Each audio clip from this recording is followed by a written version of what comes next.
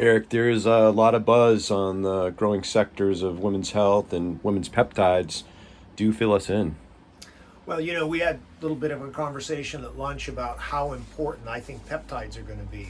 And I actually feel that peptide medicine, whatever that means, is going to be one of the most important areas of medicine, general practitioners, internal medicine, and the health and wellness sector. Why do I believe this? Well, last year I met one of the nation's leaders in peptide sciences, Anissa Buckley, and she has a company called Be Untethered.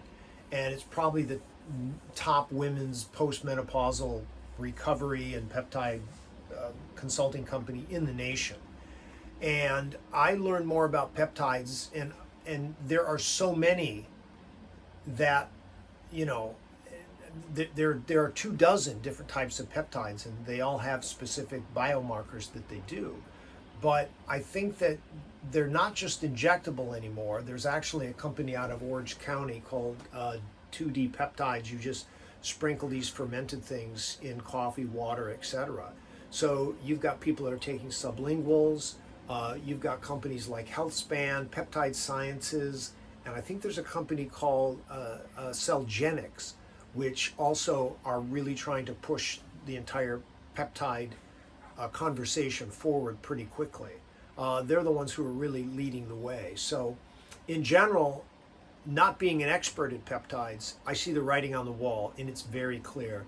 Peptides are, once you get your prescription, they're easy to do once a month, once a week, and the biological effects that they have for almost everyone are astounding.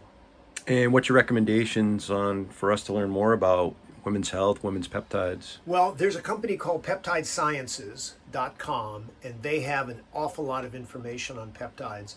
But I also steer as many people that I can to beuntethered.com, and or type in Anissa Buckley on Google, and you'll get a chance to look at her a very robust health and peptide site on the internet.